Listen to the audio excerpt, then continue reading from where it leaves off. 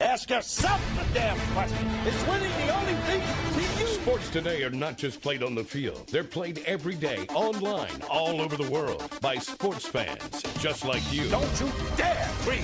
That won't get you anywhere. If you don't think you're a winner, you don't belong here. The Star Fantasy League Show puts you in control of your own team. Find out who to sit, who to start, how to play, and have your daily fantasy sports questions answered with your host, Jonathan Sprung, and co-host SFL CEO Zach Stanley and Nick Steblenko. The Star Fantasy League Show is on the air now. Hello and welcome to the Star Fantasy League Show here on 105.5 The Team in Rochester. I am your host, Jonathan Sprung, joined, as always, by SFL CEO, Mr. Zach Stanley. What's going on, Jonald? I believe what's going on is it's a very, very special, awkward day. And yes, I said awkward, and I said special because joining us today on the show... The Office Freak. Yeah, the Office Freak sounds about right. Returning to the show. He used to be on when we did the podcast. He was on for a little while, and we unceremoniously fired him. Seth Young makes his triumphant return to the show today. But, of course, we have Nick Steblenko here as well. He's going to fill in until... and the second Alex Smith's mentioned, Seth's probably going to bust through the door, I'm sure. Alex Smith. Oh, he's not. No, it didn't work. He's not coming in. We did have a ding in our headphones as that happened, though. Maybe that was the Seth radar going off. Nick, he's approaching. Why, so what's the issue? He's not a fan of Alex Smith? Not only is he not a fan, he might be the most irrationally hateful man of Alex Smith I've ever seen. Like, anytime he'd have a great game, he'd go, complete fluke. Like, he'd give reasons that made no sense why it shouldn't happen. And it's not just like he's screwing with us. He actually has, like, vitriol for this guy. So he doesn't, like, think that he's just overhyped in general. He just thinks that he thinks he's a terrible human being. Exactly. He thinks he's a terrible person, a terrible football player, a terrible just everything. You know, because I was actually going to try to say something to kind of assist Seth, but if that's the case, I guess I would be on the same board. It's the most irrationally placed hatred I've ever seen. Like, it doesn't.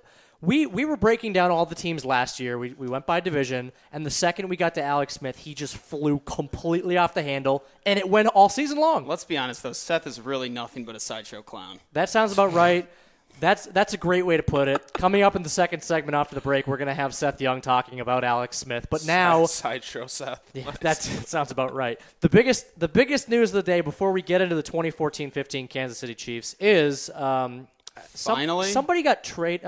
Who was it got traded today? Oh, that's right. Kevin Love finally got traded. Who I like to refer as the Duchess or Loverboy. I like Loverboy better. The Duchess?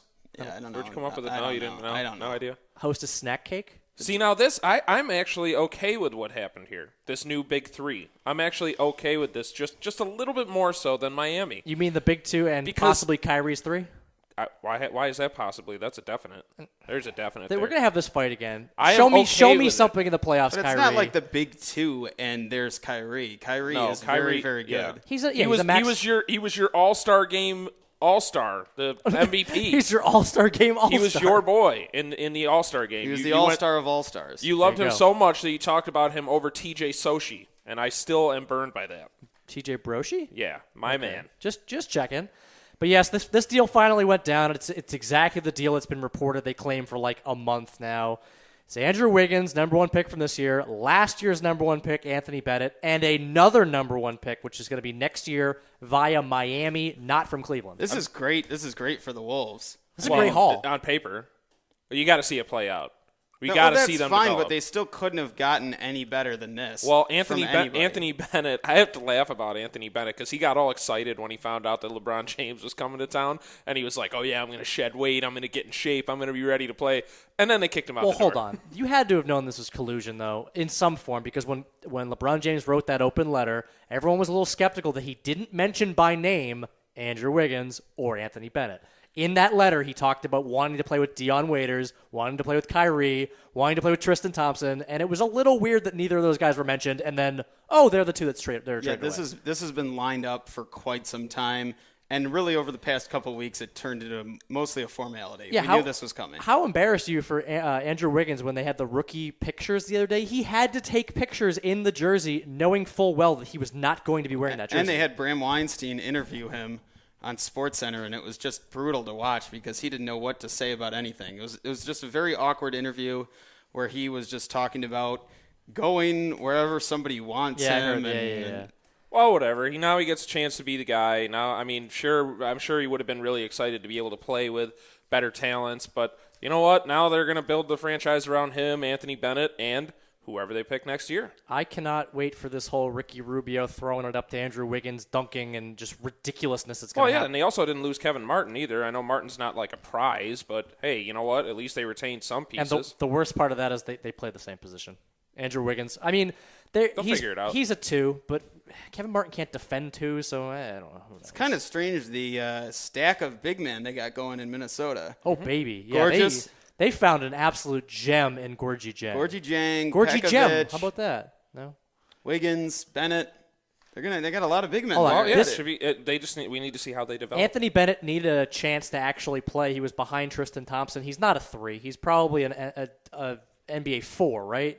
If he gains some weight, he's kind of slow. I thought he was 2 round. Wasn't he a little bit rotund? No, sorry, some muscle. He wasn't.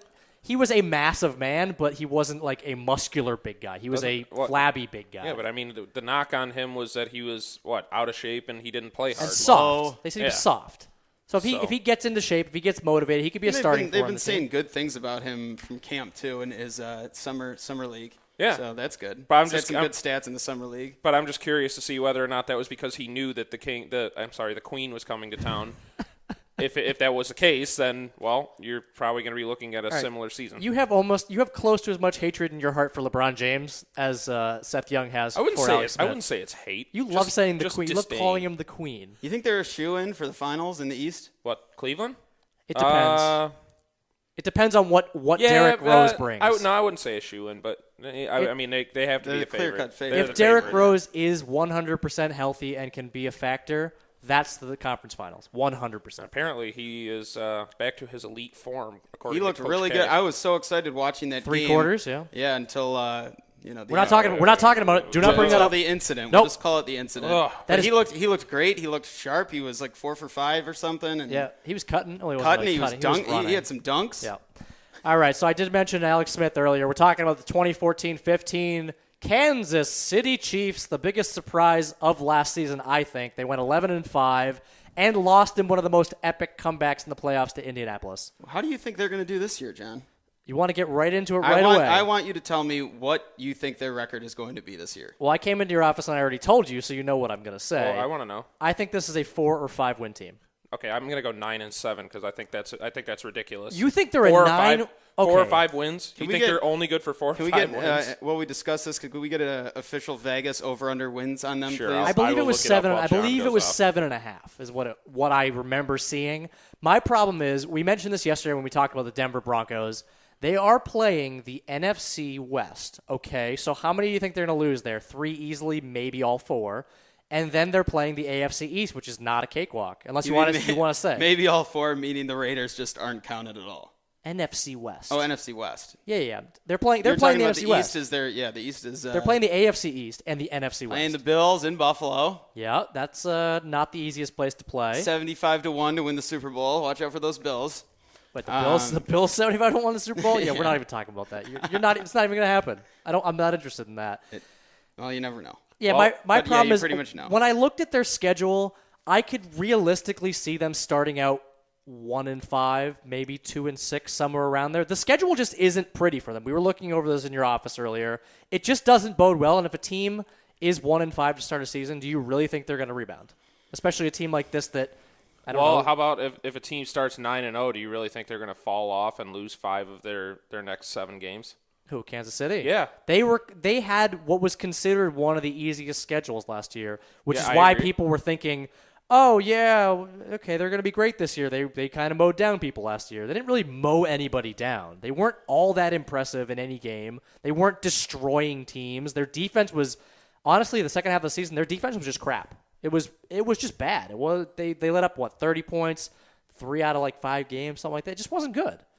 Yeah, I mean, it's very iffy for them, in my opinion. They did have a great year, but if you look at it, their defense is going to have to continue to be as good as it was, if not better, last year, because Their defense was crap. They were 24th overall. I think that the loss of Dexter McCluster is pretty big for them, just as a versatility option behind Jamal Charles, what he was capable of doing in the passing game. Obviously, if anything happens to Jamal Charles, this team, well, Niall Davis. Well, yeah, that's fine, but he's not Jamal Charles. Right. That's just a fact. And I mean, yeah, I do agree with you there. I think McCluster did he brings just this different element. You know, he kind of keeps defenses on their heels. Always guessing, that kind of thing. And it's very, very clear that Alex Smith does not click with Dwayne Bowe as a downfield guy. It's very clear that they don't have a downfield threat. But I do see, one or two pieces that we might see emerge. Travis Kelce, he missed the entire season last season. He could actually factor in pretty heavily. Well, we talk about all these pieces and things moving around. They didn't add really anything to help out Alex Smith. We said Dexter McCluster is a gigantic loss for this team because he caught, 60 ball, 54 ball, something like that? Yeah, I don't know if I would say gigantic. Okay. I would say it's a pretty good. It's a loss. Alex Smith's the guy that wanted to do the dink and dunk, the little passes, the short screens. Dexter McCluster was kind of that guy when Jamal Charles wasn't on the field. He was a guy that was showing improvements last year. Whether that continues this year, we'll see. But I just think he was such a unique option for them to use in different spreads and to have to cover. And when you look at this team offensively, besides Jamal Charles, Dwayne Bowe needs to take some sort of massive reconstructing the leap, because I mean these aren't even really good fantasy numbers. He was driving people crazy in fantasy last year because he just wasn't factoring in that much. And how can you be a number one receiver and not eclipse 60 catches or 700 yards? Because Jamal Charles was getting all the catches. Yeah, no, I'm just saying, how can you even say you're a number one receiver? That's pathetic. And then you have Donnie Avery, which not many teams really wanted. Nope. Anthony Fusano, who's becoming a bit of a journeyman himself. I do like the prospects of Travis Kelce. From everything I read, I agree with Nick on this, and I look forward to seeing him out there. Hopefully, he'll continue to get better, but it is more of a rookie season for him. Really, it is. See, all these things that we're saying right now, I haven't heard one big positive. All right, I'll tell you one. Jamal Charles. Okay. Oh, my God. Are you kidding me? The guy is a stud. But the big problem he carried this team on his back. I understand. That's the problem. He carried the team last year. This year, they lost pieces that could protect him and give him some rest, so he's going to be asked to do more this season. Do you think he's going to be – that's going to hurt him? I think they are trying to get Niall Davis involved a lot, and I think that could be big for them if he shows what he showed last season, which is that he's a very capable runner with some room to grow. All right, over under 8 wins. Under. Over. Under. I've got definitely I'll under. go 9-7. Yep. Oh, my God. You guys are just way on this hype train for Kansas City. Coming after the break, talk some sense into him. Seth Young will be here on the show. First time in a long time. And you listen to the Star Fantasy League show on 105.5 The Team.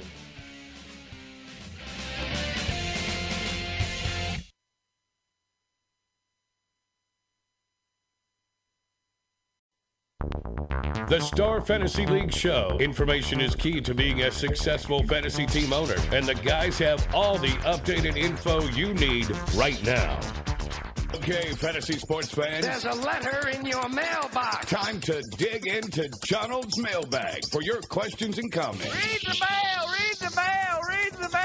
Jump in the game. Send your questions and comments to the Star Fantasy League's team by tweeting at SFL Show. We are back on the Star Fantasy League show, and it's the moment you've all been waiting for. I mentioned at the top of the show a certain someone who opened up the show when we first started, who disappeared for reasons we can't really explain legally because... well, he was on the podcast. And he was on the first month of when we were doing the show. Get to the introduction already. Come on. Wow. Seth Young, COO of StarFantasyLeagues.com. Welcome back. I'd say it's a pleasure to be here, but I'd be lying. Yeah, that is true. He's been sitting grumpily in his office. Why is he even here? He is here because when we used to do this podcast, I think it was called something, I forget. But we break down every single NFL team before the season. And he was useless. Useless. He doesn't even know what he's talking about. That's true. D'Angelo Williams is a key factor. You guys are all on the Kansas City Chiefs bandwagon last year and this year, and I have some choice words. No, whoa. Before you got in here. First of all, nobody said they're on the bandwagon. Okay, is there even a bandwagon anymore? No. Zach and Nick both had him for 9-7. I said they win 4 or 5 games. I honestly think this team is garbage. They're not going to win more than 6 games this year. There you go. Thank you. Seth actually agrees with me. It's not happening. We're talking about a quarterback who has the unique ability to only throw the ball 5 feet. He's one of the few quarterbacks in the history of the NFL who can do that. All right. Who can only throw the ball 5 feet. Yeah. So All wait, the other quarterbacks can't. So He can only throw the ball. The other guy that you're mentioning is Tom Brady, right? In that category? I don't know why you're attacking me like this. Because he loves to throw the ball 5 feet. The quick slant screen guy. That's his thing. Champion. Except he actually does it effectively, whereas Alex Smith just trots up and down the field with that dumb look on his face and doesn't throw the ball. Didn't Alex Smith had 23 touchdowns and 7 interceptions last year? Yeah, and you know his career stats. He's 104 touchdowns and 70 picks. That's not exactly a good split, if you ask me. Okay, that was in early years with San Francisco when they didn't have many pieces there in place, and he showed ridiculous development throughout those years. And you're telling me that he has pieces in place right now with his receiving that's corps in actually, Kansas yeah, City? that's he something. didn't have pieces in place last year, and he still managed to do really well. That's something I want to talk about because we mentioned Dexter McCluster's gone from this team. The biggest question I have from the offseason for the Kansas City Chiefs this year is, with a limited amount of weapons, will Jamal Charles have a chance to be as productive as he was last season? He's the only person on that team that can possibly be productive. Look at the receiving corps they have. Donnie Avery, Dwayne Bowe, A.J. Jenkins, Junior Hemingway, Albert Wilson, Kyle Williams, and Anthony Fasano at tight end. Who? Dwayne Bowe is nowhere to be found last year, and who are the rest of the No, receivers? that's not true. Hold on. Dwayne Bowe was somewhere to be found. He was 15 yards past where Alex Smith could hit him. That's actually the problem. Did you know that Alex Smith was all conference in high school, and he was the offensive player of the year? It's the only time he's ever going to win that award in his career. Is that real, or are you making that up? No, that's real. Okay, That's real. Now he's just playing offensive. Sadly, that sounds about right. But Could you go through those receivers one more time for me? Donnie Avery, A.J. Jenkins, Dwayne Bowe, Albert Wilson, Kyle Williams, and Anthony Fasano. You're naming Albert Wilson, who is currently 5th on the depth chart behind Donnie Avery. That's what I'm saying. How is that even relevant? Behind Donnie How is Avery. that even relevant to who's going to be on the field this year? no, He might not even make the team. That's right. Wow, great point. Okay. There's nobody to That's catch a really that good ball. point. There's nobody to catch the ball from Alex Smith. Here's another Alex Smith fact. Well, at least you, unlike the rest of us, have your eye on Albert Wilson. Do you know that Alex Smith has a degree in economics from college? And I think he should be using that degree to help Andy Reid open his chicken and rib palace. Because that's where his career is going, in my opinion. So You're saying that Alex Smith, 3,300 yards, 400 rushing yards last year, and 23 touchdowns and 7 interceptions should just move away from football. Not only that, did you know that Alex Smith has the all-time record for being the worst quarterback in the league history? wait, when did he take that from Brandon Whedon? Alex Smith has been holding that since he got into the league. Okay. It's the all-time All record right, for being you the worst. realize that Colin Kaepernick had 21 touchdowns and 8 interceptions last year, less yards and just slightly more rushing. It's apples and oranges. Colin Kaepernick looks like Superman. These numbers don't look like Superman to me. Alex Smith has Manning face. No, Alex Smith has Alex Smith face. Let's be fair. Did you know that Pro Bowl nod for Alex Smith last year was just a sympathy vote? Wait, hold on. Did he actually make the Pro Bowl last year? Yeah, he was a Pro Bowler because everybody else didn't want to go and try to hurt themselves. Alex Smith just knew he wasn't going to throw the ball at all, so he went to the Pro Bowl. That is true. At the Pro Bowl, you can basically just check down to anybody you want, and they just run for 100 So yards. you basically cannot explain his improvement in career numbers, how well he played last year, his Pro Bowl vote, any of that as a means of being good at all. Jamal Charles played well last year. Nobody else played well on that team. Then why did he make the Pro Bowl? Because he would check the ball down to Jamal Charles, and Jamal Charles did all the work. And he made the Pro Bowl because Tom Brady didn't go. I don't even know if Peyton Manning went. No, he was in the Super Bowl. He didn't go. Who else? Who would have gone to the Pro Bowl? Didn't Ben Roethlisberger make the Pro Bowl last year? I think he did. I'm sure everybody got the nod for the Pro Bowl, and Alex Smith was like the 30th choice, and he actually went. Hold on, out of 16, he was the 30th choice. He'll know that Interesting. he will never make another Pro Bowl because he's never going to have another good year. And because he had the opportunity to go when everybody else passed, he had to take it. So are you going to go out on the record? This is on the record on live national radio and say that he will never make another Pro Bowl.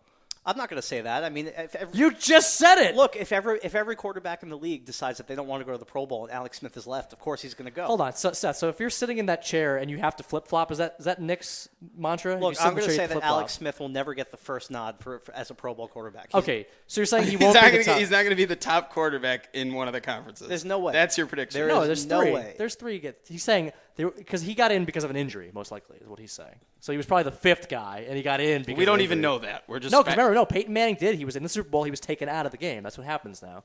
It's before the Super Bowl, so they take you out if you start. All right, so that's one. Whatever. So he was the fourth best quarterback. All right, let's talk about it. There's no camp battles that involve Alex Smith because guess what? No matter how much you hate him, Seth, he's got the job. Yeah, because oddly enough, they're not really worried about putting somebody really good behind him because they know that he has the starting job secured because he had a great season. Oddly enough, they're punting the season because look at their receiving core. Yeah, that is true. Let's talk about that because Well, how many wins did they have the year before? 11. Apples And they oranges. had Jamal Charles. Apples and oranges. Okay, that makes sense. No, I said it. I think they're going to have a really tough time playing the NFC West. I think that's 4 losses most likely. And the AFC East is not cream puff this year. You got New England. They have Pittsburgh on their schedule. They have some games that are going to give them a lot of trouble. They could start out 1-5, 2-6, somewhere around there. And I think the season's lost if that happens. 0-7, 0-8. Anything is possible with Alex Smith. Thank you. Thank you so much for your awesome. I'm glad we had you on the show, Seth Young. Get out. Yeah, it's good to be back, knowing that Alex Smith is going to be behind the helm in Kansas City again, because I have a whole season to make fun of how bad he is. That is true. If he's behind the helm, then who's at the helm? That's what I meant. At least we still have this chemistry. Even Alex Smith doesn't know if he's behind the helm or at the helm. I'm glad that Seth hasn't been on in probably almost a year, and he still have this chemistry of you being horrible and us making fun of you.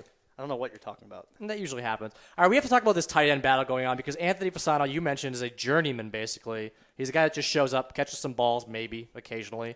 Not this year. Yeah, Travis Kelce is a second-year guy out of Cincinnati. Didn't play all last year because I think he had a leg injury, right? Yeah, microfracture surgery. Oh, that's exciting. Yeah, to look come at back that depth from. at the tight end position that Alex Smith Travis is throwing Kelce to. is extremely promising. Obviously, you don't know anything about him, which is not surprising at all. No, Travis who? I have no idea.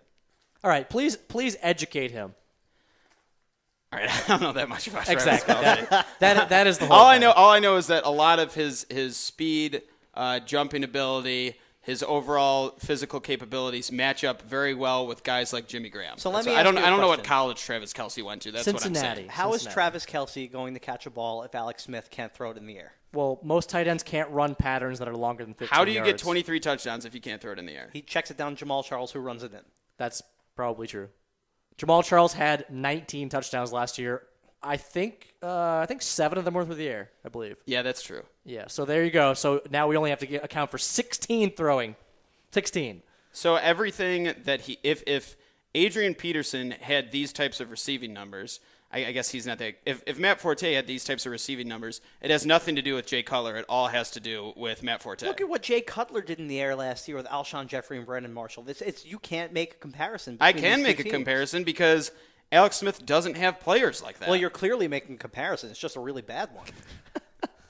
Alex Smith doesn't have players like that. You're literally crediting all of Jamal Charles' success with only Jamal Charles in the receiving Hold games. on. Somebody has to throw to him. We can't put all of the lack of Alex Smith's success on his receiving core because he doesn't reach them half the time. A lot of Alex Smith's failures lie firmly with Alex Smith's inability to move the ball down the field more than 10 feet.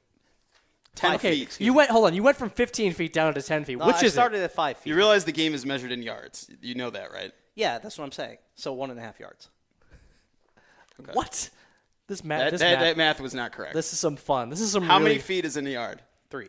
Okay, that's right. There you go. So 1 3/4 yards. There, Is this a there. math show or, Yeah. or a fantasy sports This show? is called the Star Fantasy Math Show. I don't know if you know that. We changed the name and the concept since you've left. But let's talk about draft. This is all about fantasy. We are drafting players, ADP, average draft position.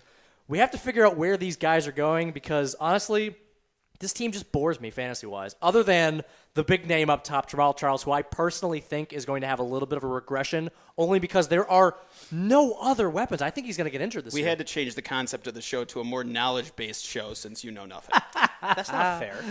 Why? I don't know nothing. Yeah. I know plenty of things. I know Alex Smith will be on anybody's bench. If they start Alex Smith, they have to be in at least a 30-team league. You know the biggest stories on TMZ. Of course, I love TMZ. Yeah. I follow my Justin Bieber. You know what? Alex Smith would get more headlines if he punched Justin Bieber in the face instead of Orlando Bloom. And by the way, while we're on the topic of Great. TMZ, Here it comes. What an embarrassment to get punched in the face by Orlando Bloom, of all people. Yeah, I was going to bring that story up as a joke. I was going to say you're out in Ibiza punching some people in the face, but Did you hear only that would Justin understand Bieber's that. music actually saved a big old Russian guy from being attacked by a bear? Or maybe it was like a Hungarian guy. I can't remember. A Hungarian bear. Was that also on TMZ? That was. It was, yeah. It was. His ringtone came up while the bear was attacking him, and the bear ran away. I'm It so glad scared we have Justin Seth on. Bieber This song. just makes me really this has happy. nothing to do with anything. No, also, it doesn't. little known Alex Smith fact is that he is a huge fan of Justin Bieber. It all That's- ties together. That's actually true. It's his It- pregame warm-up music. no, it's the music he comes out to the field. That's with. why Get he's it right. terrible at sports. Great. Awesome. It's maybe basketball, though. All right, so is anybody on this team worth drafting aside from Jamal Charles, who's currently going as the number 2 overall pick in fantasy? In two QB leagues, I'd give Alex Smith a look later on. And by later on, you mean very later on? I have seen Dwayne Bowe getting drafted. Why? I don't know. because it's always like, well, this guy was really good at one time. You said it. How many catches did he have this year? 50-something? Yeah, that's 50, that's embarrassing. 57. That's embarrassing. And only 5 touchdowns. Niall Davis is somebody that I would most certainly handcuff Jamal Charles for. But also in the 12th round, you see him hanging around there when you're getting down to the guys. Might not be as many receivers around, and you're looking at those talented backups. That if anything happened, Jamal Charles has been injured before, obviously. If anything happens, I think it's going to happen this year. Given the workload that he's going to have this year, with the come on, let's be realistic here. They do not have good receivers. He's going to have to be running the ball. He's going to be their leading receiver again. Niall I Davis really think he is. Is one of the better handcuffs in my opinion. If you see the guy that has Jamal Charles, letting him slide, let Niall Davis slide a little bit because he thinks he can get him, just snatch him right up because. They're putting him in sets right now with Jamal Charles to try to get him more involved in the offense. I think he could be huge, and obviously he's a worthy backup, a great young blossoming player in the league. He might be playing 3 or 4 games this season because Jamal Charles will probably need a rest after he rushes for 380 carries. It's going to happen. So we get to say goodbye to Seth now, right? The pleasure was all yours. Goodbye to Seth Young. Thank you so much for coming back. Nick Steblenko rejoins us to talk MLB baseball for Thursday on StarFantasyLeagues.com. And you also have the Star Fantasy League show on 105.5 The Team.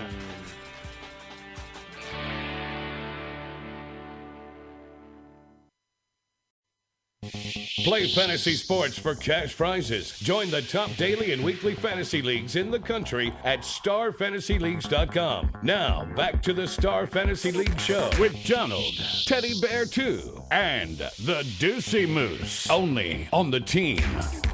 I would like to apologize to Orlando Bloom, Justin Bieber, TMZ, anybody that Seth Young mentioned in the last segment, except Alex Smith. And really the listeners overall, because that guy is just dumb. Yeah, Nick, congratulations. You didn't have to listen to that. We let him know that we needed to change the format of the show after he left to have it geared more towards actual knowledge of things. Oh, okay. Yeah, because it is true. When Seth used to do the lineup breakdowns for basketball, he would just pick people.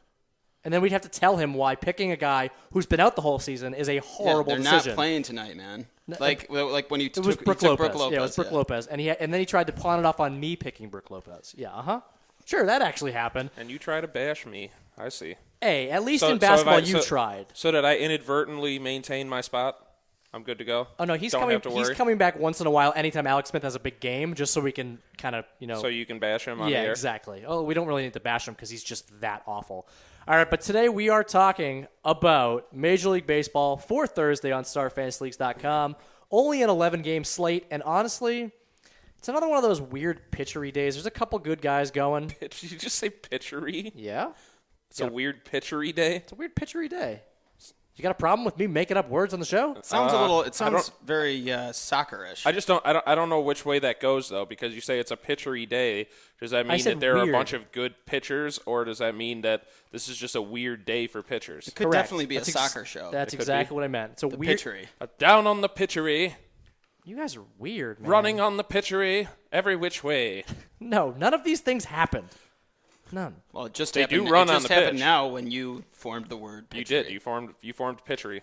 Just like the two managers did not shake hands on the pitchery last night. That is true. That did happen. That happened did happen, yes. in football. And it happened on the pitchery. In football. All right, so we are talking. The reason I say it's a weird day is because there's no elite salaried pitchers tonight. Nobody around 20,000. Nobody at 19. The highest two guys are Adam Wainwright and John Lester.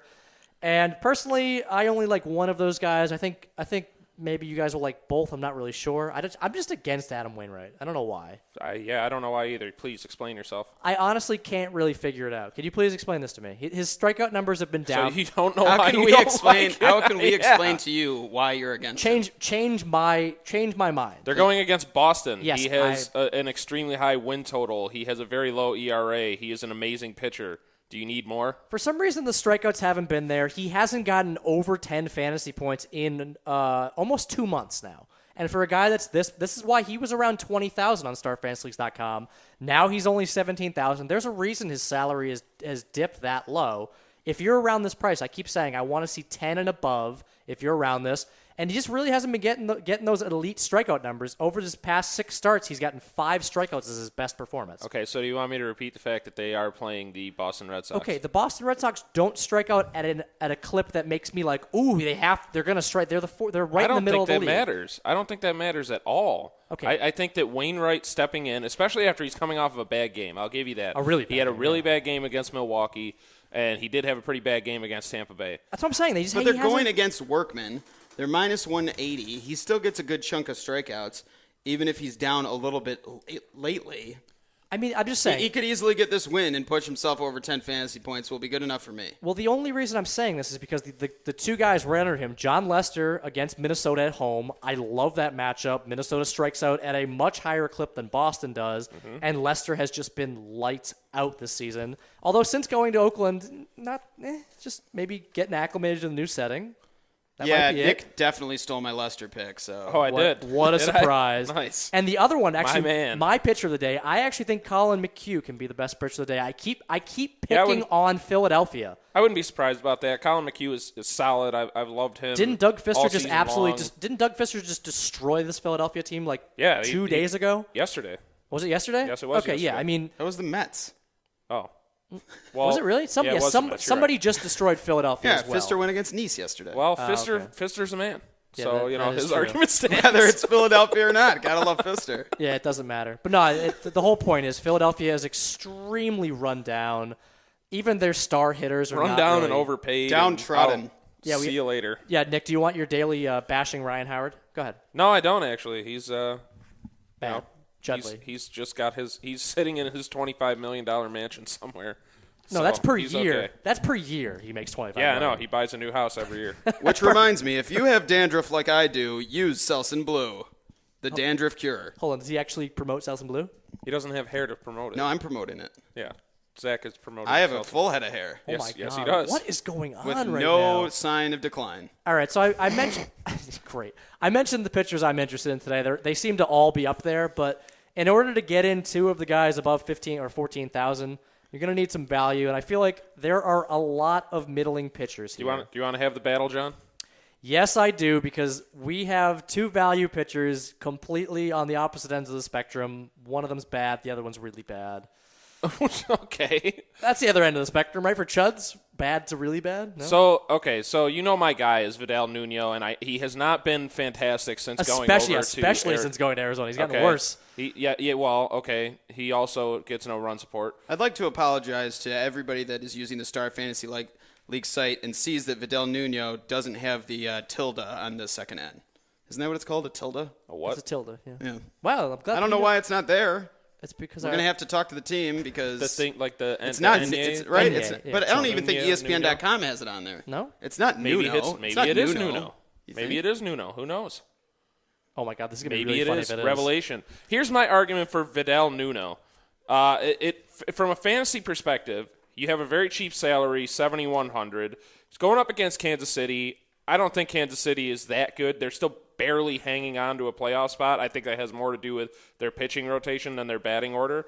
And Nuno finds a way to come up with 4-5 fantasy points, which is more than enough for the price. Much like Danny Duffy a couple nights ago, if you can get a guy that's in the 7,000 to 9,000 range and he gets you 5 fantasy points, you are more than exceeding your value, and then that allows you to get in John Lester or Colin McHugh, whoever you like. See, that's you're saying all the reasons that I like TJ House tonight. He's a guy who does gets blown up. Okay, that's exactly what I was going to say. House gets blown up, but he's another guy when he goes up against bad offenses, he just seems to figure it out around.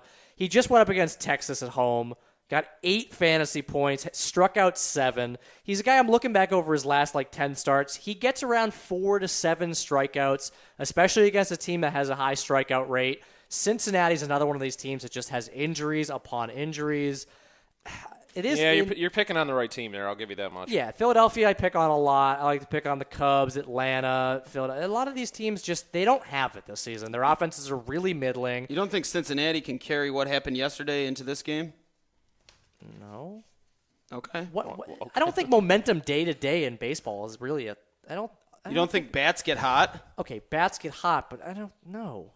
No. Pigs get slaughtered? So you're saying if a team okay, you're saying if a team goes against the 4th and 5th starter and then they go against the ace, you're saying the momentum against those other 2 pitchers is going to lead to destroying the ace pitcher? Is that what you're trying to say? They had 8 runs yesterday, and now they're going against TJ House. Salazar is he's no man, that's for sure. Salazar's he's He's just a definitely guy. no good. You were on his train yesterday. I don't want to talk about it. Okay, well, we're gonna. I don't want to talk TJ about House it. is worse than Salazar, so. Salazar. All right, so we gave you our value pitchers. If you want to put one of the 2 of Nuno or House in, that'll allow you to get in some big named arms in there. But we got to talk about some batters because there's a lot of stacks I'm interested in. Only 9 games on the slate, but I think I like 3 or 4 stacks tonight. You know, Yeah, I think there's a couple of good that ones. Danny Salazar actually had a role in the original Aladdin cartoon. No. You're confusing that with his role in Harry Potter. That wasn't even funny. What was that? Salazar Slytherin? No, nobody gives a Okay, cool. Wow. Okay, that's Wow. cool. Gives a shh. Gives a quiet. Guys, we're on national radio. Shh, don't say that.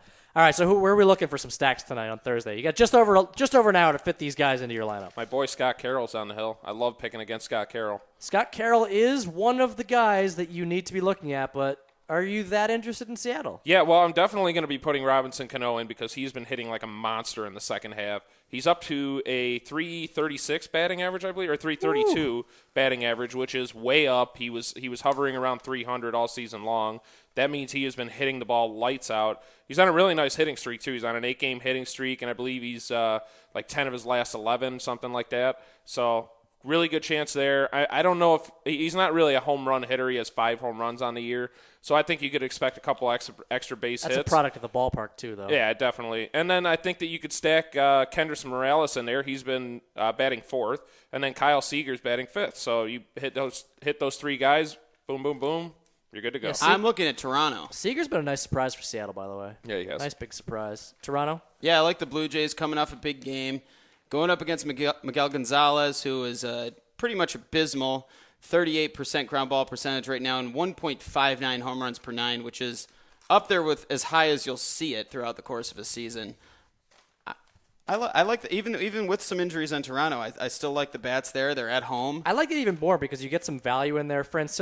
He's batting around, 4 to 6 area, depending on the day. Navarro, I've seen batting cleanup for this team. Well, the only thing that kills me with Francisco is that he gets pulled very quickly. He'll go 2, maybe 3 at-bats, and then he's a candidate for a pinch hitter. But, yeah, I mean, it's good. He's batting right in the heart of the order. Yeah, What's Joey Bats at right now? Probably 9, around 10,000. Yeah, I think you got to throw Deanna Navarro in there, Yeah, though, because he is a really affordable catcher. He's been batting He 4th. has some power numbers. Yeah, I he's love in a when you great guys- position to put in some runs tonight. I just think this is a miserable matchup. I mean, Baltimore is. I don't know. They looks like they could start floundering here. They're really just hanging on. They are. It's because the rest of the division is they not They're doing hanging well. on. I could see Toronto blowing them out again tonight. Could. I think that Even with Jay Happ on the mound? Hapless. Yeah, there you go. Hapless Hap. I'm actually okay with stacking the other side, too, if you want to put it. Adam Jones is not a bad game stack overall. Yeah, Adam Jones' weighted on-base average against lefties. We've talked about it before. It's hovering around 500. It's like 460 right now. It's Yeah, that's gross. true.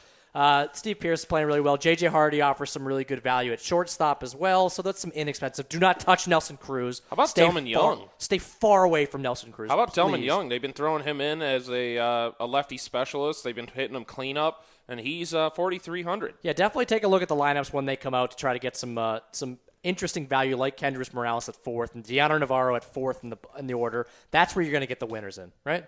Yeah, there's some good opportunities tonight for some power value for sure. Yep, and one of my tried and true, I love this stack. Cleveland against an okay righty or a bad righty. I don't think Homer Bailey's been that good all season. His numbers are just meh, and it's in Cincinnati. Cleveland, their lefties are all throughout that lineup. There's usually 7 lefties in that lineup. You can pretty much get value out of a lot of these guys aside from Brantley. You got Chisenhall in there. Carlos Santana bats a nice little switch for him. Homer Bailey defines inconsistent. Tried and true like Bryce Harper? That tried and true? Hey, he had 2.5 fantasy points last night. I didn't put him in my lineup. Question whether or not he should be going to the minors. Yeah, that's true. All right, coming off the break, we're not questioning who we're putting in our lineup for top plays of the day because they're the top plays of the day for Thursday. And you're listening to the Star Fantasy League show on 105.5 The Team.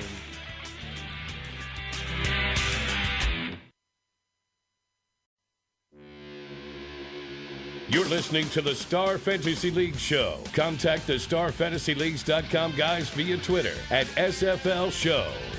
We're back, and yet again, we apologize for Seth Young being on the show and running down Alex Smith as a human being. We thought he was going to talk about how he's on the field, and he just gave us really rude facts about. Well, the man is a fool. Were you able to have an actual discussion about Alex Smith whatsoever? No. No, he named Albert Wilson as one of the receivers that Alex Smith doesn't have to throw to, who is 5th on the depth chart behind Donnie Avery and probably won't even make the team. Wow. Who's going to make that team? They need to put like 4 receivers. That was part of his list of receivers. Okay. I'm glad you have your eye on Albert Wilson because none of us know who he is. Well, I think that it's very nice that Alex Smith finally found a home and that he finally found a coach that knows how to work with him, because the fact of the matter is he can't throw down the field, and he is a game manager, and he did a great job of that last year. I hope him and Andy Reid are having a rib dinner right now somewhere in KC. Well, I mean, they are. Andy Reid's probably feeding him the leftover bones, but that's what I'm saying. They're having a dinner. It doesn't mean Alex Smith's actually eating. Love Andy Reid, though. Andy Reid, you're a great guy. Thanks for being being you. Thanks for being you. All right, we got to give the top plays of the day for MLB Thursday on StarFantasyLeagues.com. All right, Zach, start us out. Okay, I am going to stack Toronto tonight. Wow, you're starting with a stack first. That means you're really into it, aren't you? I am. I'm going to go with Jose Bautista at 9,300 as my play of the day. I'm going to put in both Deanna Navarro and Juan Francisco as my value plays right up there below 6,000. You just don't like sticking to rules, do you? We say I don't, one no. each, and you go, well, nope, the I got people need two. to know that they should have both of them in. So batting, what, 4th and 6th most likely? Fourth and fifth. 4th and 5th. Is it 4th and 5th today? Yeah. 4th and 5th, Oh, wow. Nice. Yeah, that's a nice little value. They're below 10,000 combined. And then I'm going to take a shot going big with Adam Wainwright, who's up there at 17,000. Right on the same level as John Lester, but I know you guys got him as your. Well, I know you. He's do. my boy. He's your That's boy. my boy. He's your boy. But I like him against Boston. I think he'll have a bit of a bounce back after his last start. So I'm crossing my fingers that comes through. You're on Wayno. All right. Well, what about you, Nick? Number 31 on the pitchery, John Lester is the man. All right. That's horrible. Please continue. The pitchery. So I think Lester's got a great matchup against Minnesota, so make sure you have him in there. Seattle's going to be my stack of the day, and I think you need to have Cano in there because, like I said before, he's hitting extremely well in the second half. And then Kendrys Morales, he's 4,700, batting 4th. I can't believe we're finding so many value plays at the cleanup position today. Yeah, really nice. That is true, and I'm going to throw another value play in there. We keep talking about it. Anytime that Dodgers go up against a lefty, they're really bad against lefties except for Scott Van Slyke. Mm-hmm. He is a righty on that team who always seems to get a couple key hits when they're going up against lefties. And C.J. Wilson has just been – he hasn't had it this year. Has very close to a 5 ERA right now. He's dirty. He just hasn't been all that good. They're going to need him to be better for the Angels to actually maybe make a if he was using Selsun Blue instead of Head and Shoulders, he'd be better. Oh, I see. That's where the joke comes in. My play of the day for Oakland is Josh Reddick. This guy is on an absolute tear. There's nothing more I can say about him, honestly. Going up against Johan Pinery, I don't. Did you learn how to Bernie?